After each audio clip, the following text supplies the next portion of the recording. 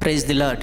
చాలామంది క్రైస్తవ యువతలో లేదా వాక్యం వింటున్న వారిలో ఒక ఆలోచన ఉంటుంది, నా వయసు ఇంకా చిన్నదే కదా, ఇప్పుడే బాప్తిస్మం ఎందుకు, రిటైర్ అయ్యాక చూద్దాంలే, లేదా నాలో ఇంకా కొన్ని అలవాట్లు ఉన్నాయి, అవి మారాక రక్షణ పొందుతానని అనుకుంటూ ఉంటారు. కానీ స్నేహితులారా, అసలు రక్షణ అంటే ఏమిటి, దానికి టైం ఉందా లేదా అనేదే ఈరోజు మన టాపిక్.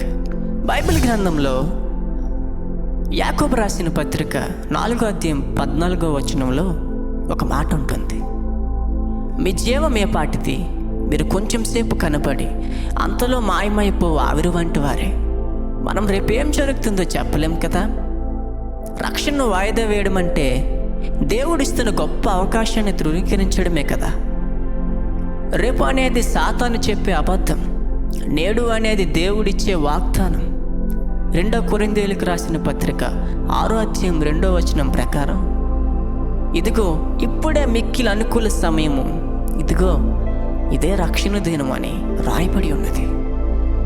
నా ప్రియ సహోదరులారా, చాలామంది బాప్తిస్మాన్ని ఒక సర్టిఫికేట్ లాగానో లేదా పెళ్లి లాగానో భావిస్తారు.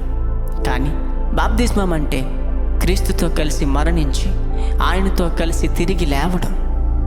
రోమీయులకు రాసిన పత్రిక 6వ అధ్యాయం 3, 4లో చూస్తే, క్రీస్తు యేసులోనికి బాప్తిసం పొందిన మనందరము ఆయన మరణంలోనికి బాప్తిసం పొందుతామని మీరు ఎరగరా? కాబట్టి తండ్రి మహిమ వలన క్రీస్తు మృతులలో నుండి ఎలాగూ లేపబడెను, అలాగే మనమును నూతన జీవం పొందిన వారమై నడుచుకున్నట్లు మనము బాప్తిస్మము వలన మరణములో పాలు పొందుటకై ఆయనతో కూడా పాత పెట్టబడతాం. ఒక చిన్న ఉదాహరణ మీతో పంచుకోవాలని అనుకుంటున్నాను. ఒక విద్యార్థి తనకు అన్నీ వచ్చాక స్కూల్లో జాయిన్ అవ్వడు, నేర్చుకోవడానికి స్కూల్లో జాయిన్ అవుతాడు. అలాగే మనం పరిశుద్ధులమయ్యాక బాప్తిస్మం తీసుకోవడం కాదు, పరిశుద్ధంగా జీవించడానికి క్రీస్తు సహాయం కోరుతూ బాప్తిస్మం తీసుకోవాలి. అదొక ఆరంభం మాత్రమే, ముగింపు కాదు. చాలామంది నేను ఇంకా సిగరెట్లు మానేయలేదు, అబద్ధాలు ఆడుతున్నాను, నేను మారిపోయాక బాప్తిస్మం తీసుకుంటాను అంటారు. కానీ ఇది ఎలా ఉందంటే, నా జ్వరం తగ్గాక మందు వేసుకుంటాను అన్నట్టుంది. మార్కు సువార్త 2వ అధ్యాయం 17వ వచనంలో రాసి ఉంటుంది కదా, రోగులకే కానీ ఆరోగ్యవంతులకు వైద్యుడు అక్కర్లేదు. మనం పాపులమని ఒప్పుకొని ఆ పాపాల నుండి విడుదల పొందడానికి బాప్తిస్మం తీసుకోవాలి. బాప్తిస్మం అనేది ఒక ప్రక్షాళన, క్లీనింగ్ ప్రాసెస్. దేవుని సహాయం లేకుండా మనంతట మనం పూర్తిగా మారలేం. బైబిల్లో రక్షణ పొందిన ఏ ఒక్కరిని చూడండి, వారు సమయం తీసుకోలేదు. నపుంసకుడు అరణ్య మార్గంలో వెళ్తున్నప్పుడు ఫిలిప్పు వాక్యం చెప్పాడు. వాక్యం విన్న వెంటనే, ఇదిగో నీళ్లు బాప్తిస్మం పొందడానికి అభ్యంతరమేమి అని అడిగాడు. అపోస్తుల కార్యంలో 8వ అధ్యాయం 36వ వచనంలో రాయబడి ఉంది. అపోస్తులైన పౌలు అననీయ పౌలు దగ్గరికి వచ్చి ఏమన్నాడో తెలుసా? ఇక ఎందుకు తడవ చేయుచున్నావు, లేచి ఆయన నామమున ప్రార్థన చేసి బాప్తిస్మం పొందము. అపోస్తుల కార్యములు 22వ అధ్యాయం 16వ వచనంలో రాయబడి ఉన్నది. దేవుని వాక్యం విన్నాక తడవు చేయడం, డిలే అనేది బైబిల్ పద్ధతి కాదు. సాతాను వేసే పెద్ద పన్నాగం రేపు.